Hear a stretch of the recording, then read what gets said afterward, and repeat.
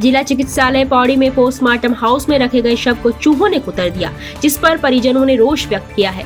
परिजन नितिन उप्रेती ने बताया कि उनके भाई का शव जिला चिकित्सालय के पोस्टमार्टम हाउस में रखा गया था, जहां पर रखे डीप फ्रीज का लॉक भी खराब था। उन्होंने यहां तैनात कर्मचारियों से जब इसके बारे में पूछा तो उन्हें डीप फ्रीज पर शव को सुरक्षित होना बताया गया, लेकिन जब शव को देखा गया तो मृतक के चेहरे को चूहे ने कुतरा हुआ था, जिस पर परिजनों ने अस्पताल प्रशासन पर लापरवाही का आरोप लगाते हुए उच्च अधिकारियों से कड़ी कार्रवाई की मांग की है। उसमें यह है कि कल शाम को जब यहाँ हम लोगों को पता चला कि ये लोग उनको लेके यहाँ आ रहे हैं, तो हम यहाँ आए जब, तो हमने यहाँ मोर्चरी में डेड बॉडी रखी। मैंने उस टाइम इन लोगों को कह दिया कि आपके जो ये डीप फ्रीज है इसमें तो लॉक ही नहीं है। इन्होंने कहा नहीं जी ठीक है। तो मैं यही कहना चाहता हूँ यार कि आपकी इतनी बड़ी लापरवाही है। मैंने आपका डीप फ्रीज ये सिस्टम इस वजह से हो रखा है आपका कि डीप फ्रीज होने के बाद भी डीप फ्रीज खराब चल रहा है। बॉडी ये हाल है कि उनका फेस बिल्कुल जो हमारा भाई है उसका फेस जो चूहों से बिल्कुल कुतरा गया है। तो मैं यार यही कहूँगा सरकार से कि बिल्कुल इस पर लापरवाही न करें, इन लोगों पर सख्त कार्रवाई की जाए। ये एकेश्वर ब्लॉक से कल एक मृतक का शव आया था यहाँ पे करीब 8:30-9 बजे। तो कल रात को यहाँ पे दरवाजे में गैप था जहाँ पे से जंगली चूहों ने प्रवेश किया, उसको थोड़ा सा नुकसान पहुँचा है। उसके लिए आज आदेश कर दिए गए हैं कि दरवाजे ठीक करने के लिए, क्योंकि पहले भी यहाँ पे दरवाजे ठीक करने के लिए बोला गया था, लेकिन डर के मारे इस पोस्टमार्टम हाउस में डर के मारे किसी भी 3 कारपेंटर ने काम करने से मना कर दिया था। तो आज ही श्रीनगर से एक नए कारपेंटर को बुलाया जा रहा है जो इसमें दरवाजे को आज ठीक करेगा, और साथ में रेड किलर का लगातार प्रयोग करने के लिए भी बोल दिया गया है।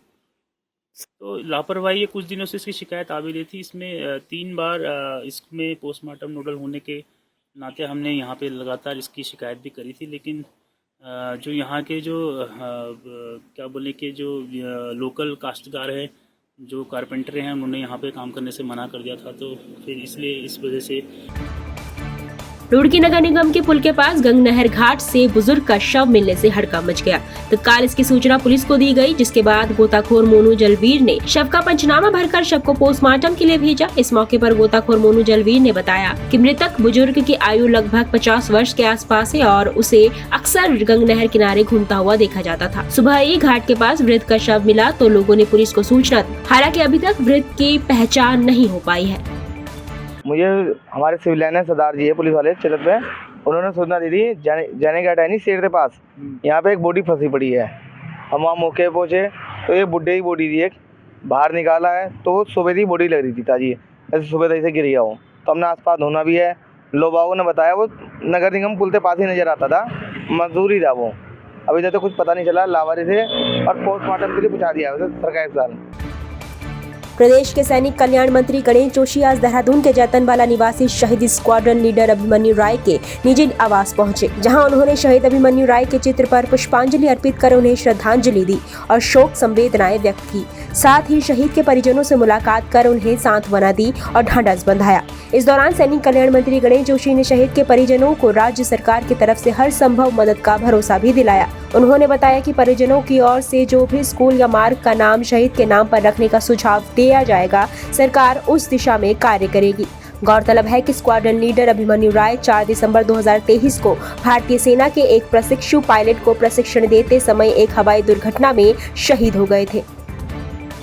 मुख्यमंत्री पुष्कर सिंह धामी देहरादून के सबसे बड़े सरकारी दून अस्पताल में भर्ती स्वतंत्रता संग्राम सेनानी चिंद्रिया लाल से मिलने पहुंचे। मुख्यमंत्री ने स्वतंत्रता संग्राम सेनानी का हालचाल जाना और साथ ही उनकी सर्जरी के लिए उन्हें मैक्स अस्पताल में भेजने के डॉक्टरों को निर्देश दिए। सीएम ने कहा कि सारे इलाज का खर्चा सरकार की ओर से किया जाएगा। वहीं इस दौरान अस्पताल में भर्ती चिंद्रिया लाल ने कहा कि वह चाहते हैं कि सरकार स्वतंत्रता संग्राम सेनानियों के लिए अलग से भवन बनाए और साथ ही उन्हें राष्ट्रीय सेनानी घोषित करे। उनके बेटे ने भी सरकार से यही मांग की है। वहीं स्वतंत्रता संग्राम सेनानी का इलाज कर रहे डॉक्टर का कहना है कि चिंद्रिया लाल को गैंग्रीन की बीमारी हो गई थी, जिसके कारण उनके पेट में पस जमा हो गया था, जिसके इलाज के लिए उन्हें दून अस्पताल लाया गया था। यहाँ से साहब आया था और उसने कहा अच्छा इलाज चल रहा है, ठीक हो रहा है, ठीक। और क्या बताया, मेरी बागे स्वतंत्रता संग्राम के समझ के बागे बंद करके समझ में आश्वासन दिया मुझे, पक्का तेरे नाम से बड़ा दूंगा जनता के लिए जमीन मेरी आपने खरीद रखी।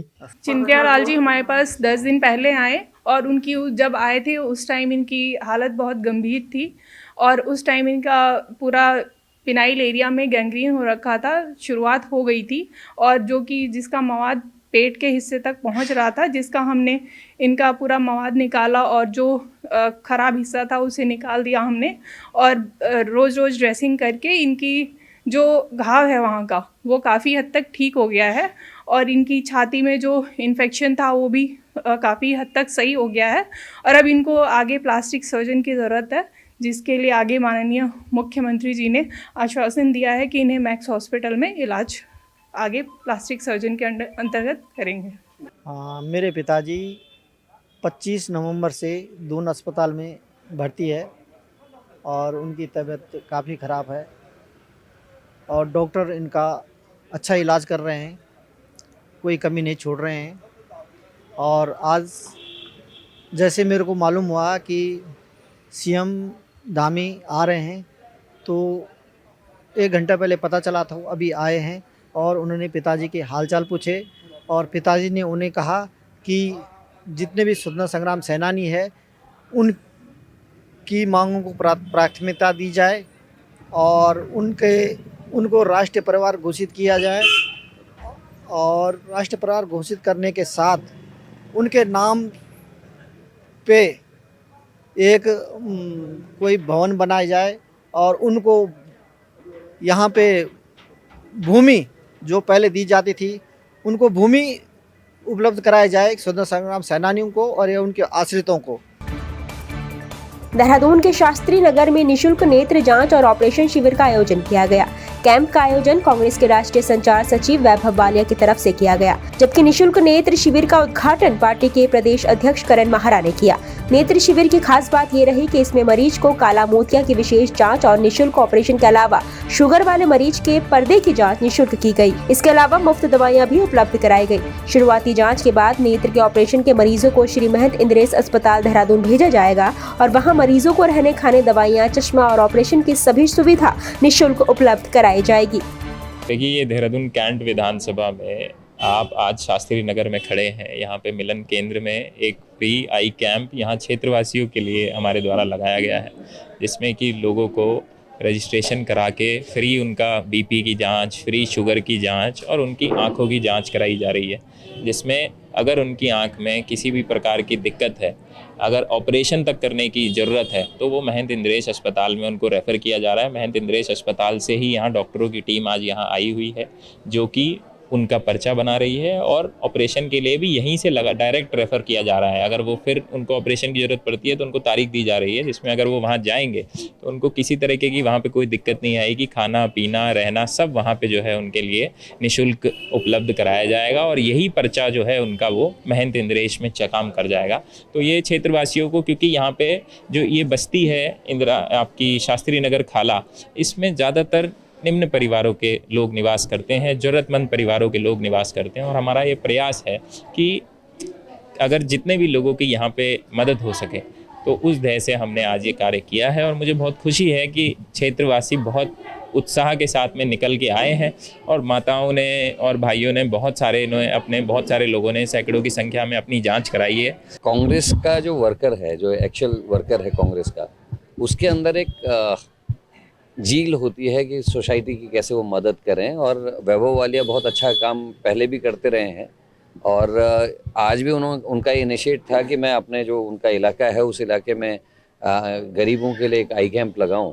और देखने में आता है कि हिंदुस्तान में अभी भी आई की तरफ और दांतों की तरफ लोगों का कम ध्यान रहता है और कैंप लगाया। और मुझे खुशी है कि 2 घंटे के अंदर 150 से ज़्यादा एनरोल यहाँ लोग हो गए हैं। वैभव वालिया जी को बहुत बहुत धन्यवाद देता हूँ कि वो अच्छे काम कर रहे हैं समाज के लिए। और साथ में मैं इंद्रेश हॉस्पिटल को भी धन्यवाद दूंगा, क्योंकि वैभव वालिया जी के इनिशिएट पे जो इंद्रेश हॉस्पिटल है उसके मैनेजमेंट ने मदद करी है और आज यहाँ लोगों का इलाज हो रहा है। अभी तक 150 से ज़्यादा लोगों की जांच हो चुकी है, लोगों को दवाइयाँ फ्री मिल रही हैं और करीब 15 लोगों को यहाँ से अभी रेफ़र किया गया है, जिनके फ्री ऑपरेशंस कैटरेक्ट और दूसरी चीज़ के इंद्रेश हॉस्पिटल में होंगे।